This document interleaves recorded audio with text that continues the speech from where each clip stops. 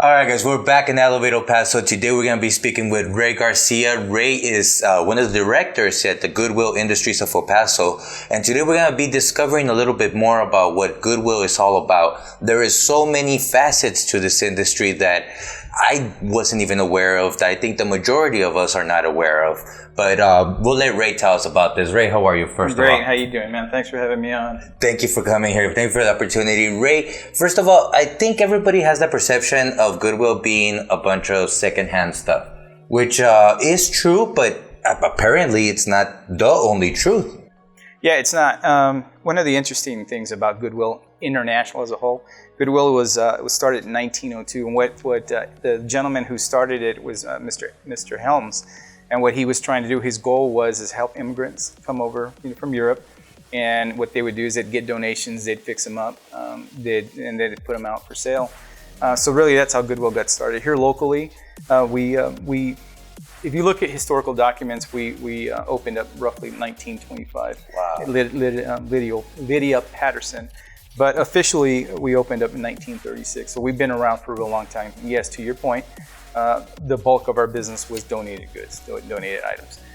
It's interesting because our customer base has evolved since. We get a lot of people we actually have a couple of people that are on TV that buy their ties and that kind of thing.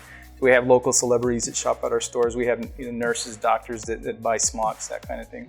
But as we have evolved, we now are a very small mix of our offering is actually new goods. So today I'm here to talk to you about some of those new goods. Hopefully we'll help you guys out with your last minute shopping. We got items, and we'll talk about that here in a little bit, obviously. We got items that you can get for dad, you can get stuff for your mom, your kids, stocking stuffers. The nice thing is a lot of these items are under $20. Very, very cost effective. Yeah, and some of the stuff is really cool. You have a Bluetooth speaker here and the whole pedicure spa kit. I mean, this is stuff that you find in big brand stores. Exactly. And I'm glad you brought that up, because that's the big thing with us is that when you shop at our store, you're going to get some kind of discount. You're going to get a really nice item at a very, very good price. And that's the same thing with our new goods. If you look at some of these items on here, a lot of the items, I go out and I will purchase the stuff from the manufacturers themselves. These are items that either they were overstocked, they were pulls from some stores. So I do buy from the actual big box, and I do buy from the manufacturer. What's really, really important though is that a lot of these items that we offer are competitive. We usually are about 20% under what big box will offer. So the pricing is awesome. I'm going to give you one of the examples here. This speaker, we have this speaker, which is an awesome Christmas gift. You can get this for under $20. Yeah, it is really cool. It's one of those Bluetooth speakers. It's waterproof. If you look online, you can find this for $39. So you guys can go out there and buy this. But the thing is, get out there quick because they're moving really fast. At $20, they're flying out there. And they're so loud. There's definitely stuff in here that, I remember this being a super hot item last year. The little blankies. Yes. I mean, I remember purchasing several of those to give away.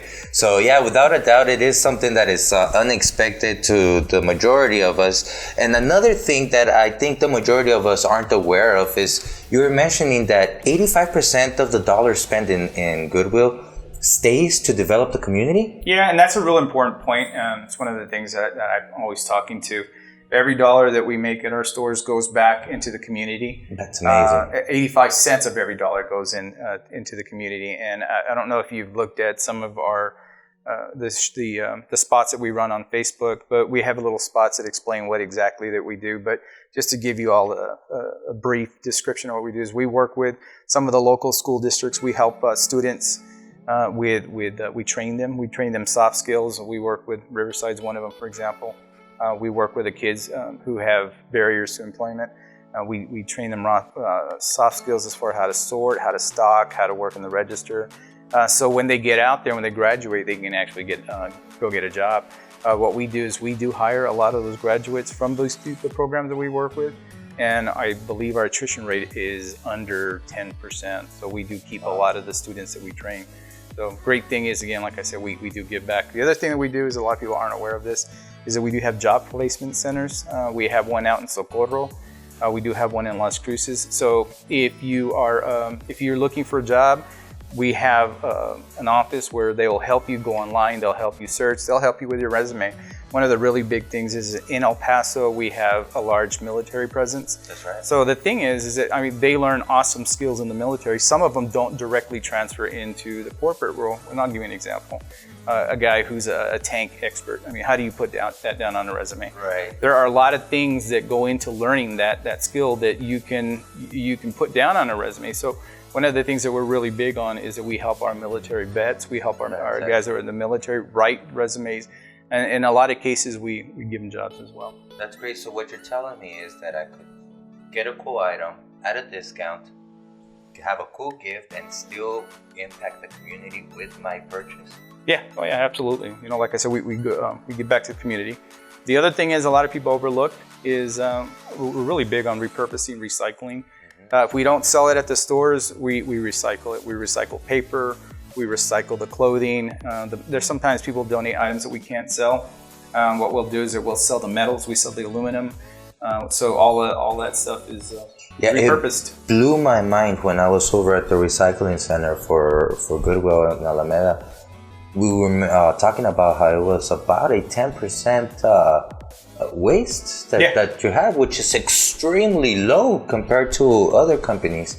That's amazing. That's really remarkable how it is. It shows how the time that Goodwill has had, they've had the time to perfect the model and be eco-friendly and still impact the community and give a good product.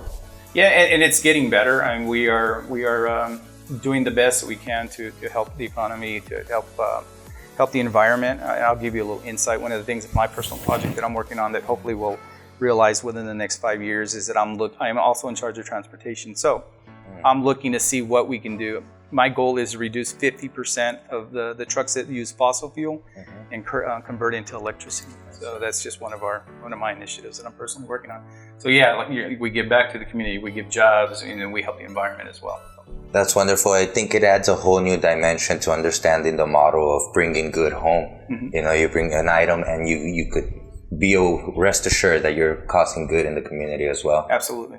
Ray, thank you so much for the opportunity. Thank you, sir. Appreciate you. Have a good one.